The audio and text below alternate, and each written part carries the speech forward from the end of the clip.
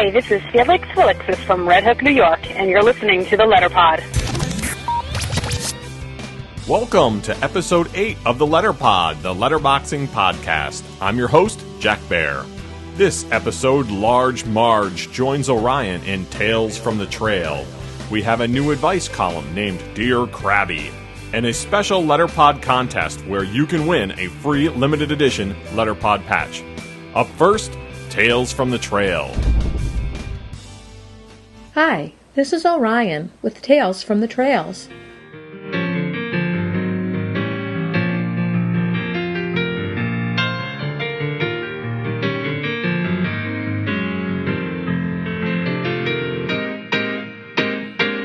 This is Orion with my Tales from the Trails today, and I am very, very, very honored to introduce my brother Paul. Large Marge. Who's also known as Large Marge. And for you people that don't know Large Marge, you have to know Pee-wee's what? Pee-wee's Big Adventure. Pee-wee's Big Adventure, and there is a scene that's pretty scary. And you got to describe what happens, Paul. He's hitchhiking in the truck and gets picked up by Large Marge.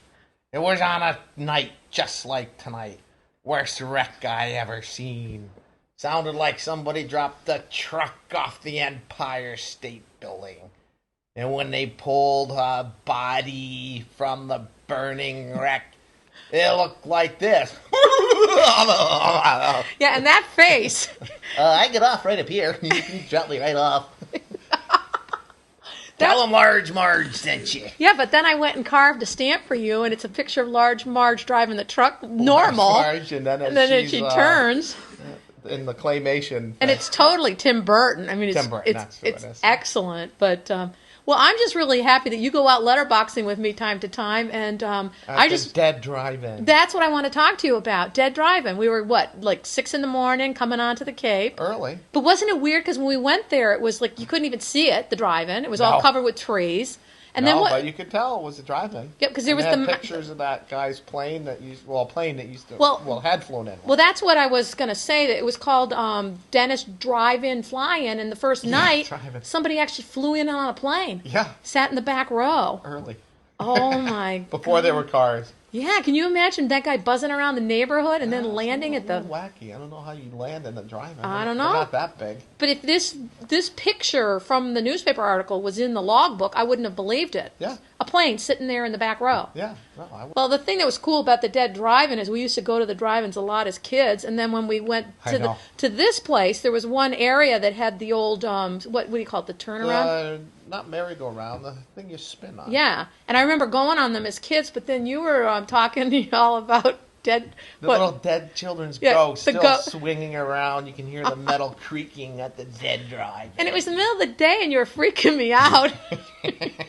I'll tell you, going with you boxing is an adventure because you add atmosphere. You add atmosphere. Zaniness. Exactly, zaniness and atmosphere.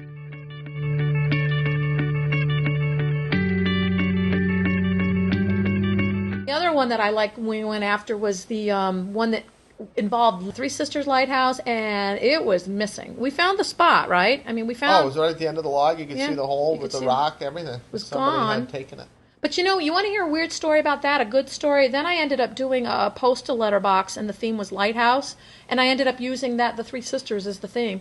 Yeah, I remember that. It was a nice one. Originally there were 3, and it was poorly built. Right. So they rebuilt them with 3, and then the erosion came and took almost 2 out. They had to move them. Yeah, they moved them out, and then there was only 1 left, and she, the last sister, would flash 3 times the light. Right. And they called it the I Love You Lighthouse, because it was like for her sisters. Like, isn't that cool? Yeah. And then they would know. Then they took the one of the... Well, it makes sense, because you know what part of the Cape you're at. If you see 3 flashes, you know. I also wanted to bring up the one that we did for Mom, a tribute box to Mom. Plum. Yeah, we were at Neil's, our other brother's house, and we just decided to do it, and I think you carved the stamp out of an eraser. Yeah, we went to the craft art store. With a Swiss Army knife. Yeah, and you sewed together the little book out of... a cereal box. A cereal box. And index cards and dental floss. And dental floss. And we planted that one, but and the pouring rain. Poured. But when I went back to check on it, I want to actually read from the logbook. We had some visitors,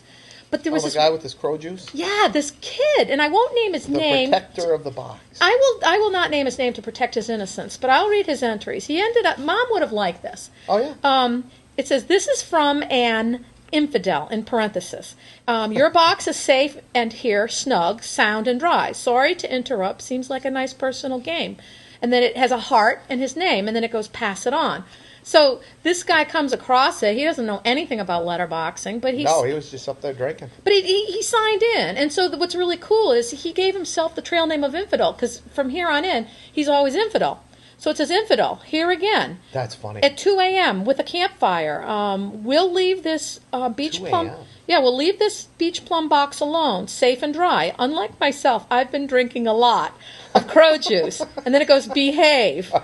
And he signed his name. Oh, behave. But then the final entry, and I felt really bad. I had to pull this box because there was a lot of storms on the Cape, and I was afraid it wasn't in a very good spot either. Well, it turns out it was in a drinking spot. Yeah. At 2 in the morning. And the evidence is right here in the law book.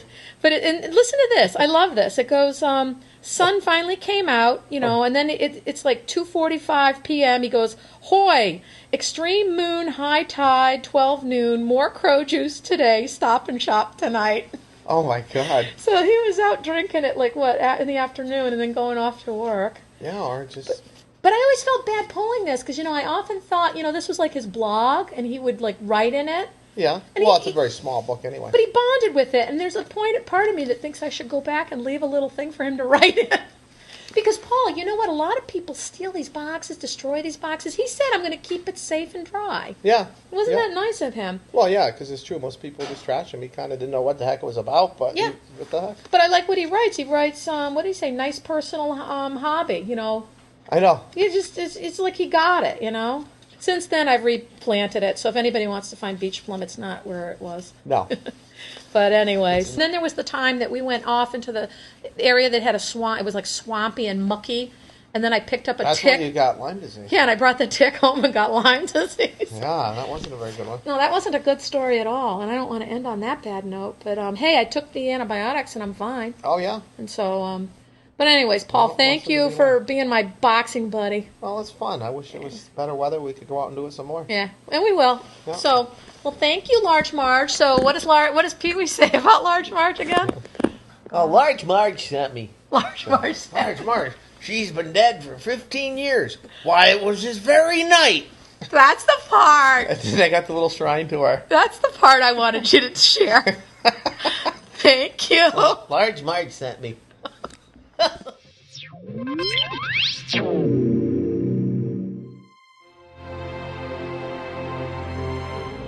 It is now my great honor and privilege to introduce our new advice column, Dear Crabby.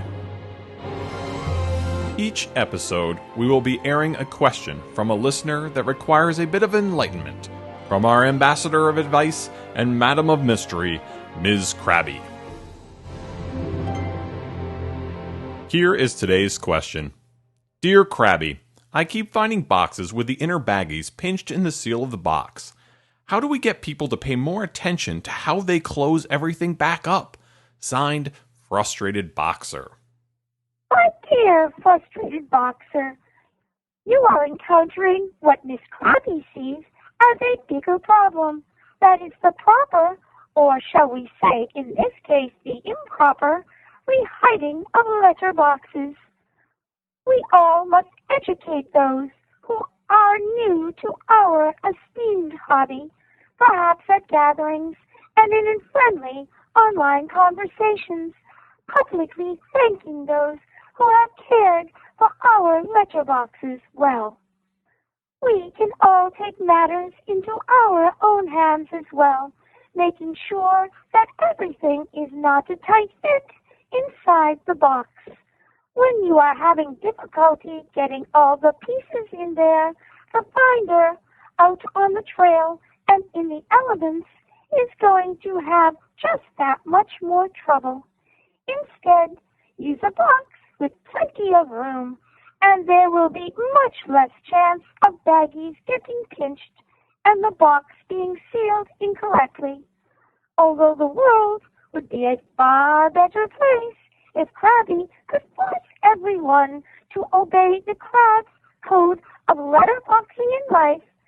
In the name of common decency, reseal, repack, and recheck. Unfortunately, I can only direct my own actions, not anyone else's, nor can you, my dear frustrated boxer. Thank you, Miss Crabby. If you would like to send in a question for Dear Crabby, please email Jack Bear with your written question or ask how you can record your question on our toll-free hotline.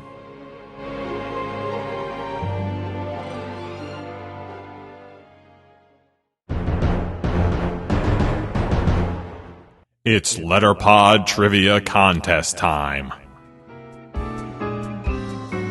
We have a special fan appreciation trivia contest today, and here's how you can play and win a free limited edition Letterpod patch. I will be reading a trivia question based on a previous Letterpod episode. If you are one of the first 3 listeners to go to Atlas Quest and log a find for the virtual letterbox titled Letterpod Trivia Contest Number 1, you will win a free Letterpod patch.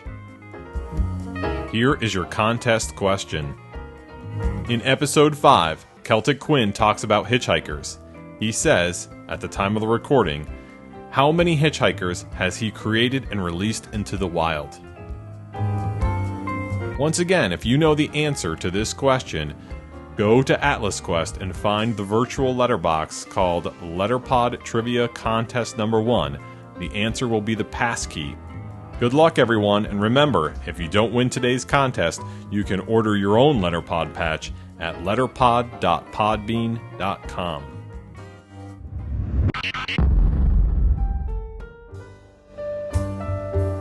That's all we have time for today. Thank you for listening to the Letterpod. All of the music on this episode was from the GarageBand PodSafe library. Please send us your comments, suggestions, and ideas. We're always looking for improvements. Please join us on our Yahoo group, the Letterboxing Podcast, or visit us at letterpod.podbean.com.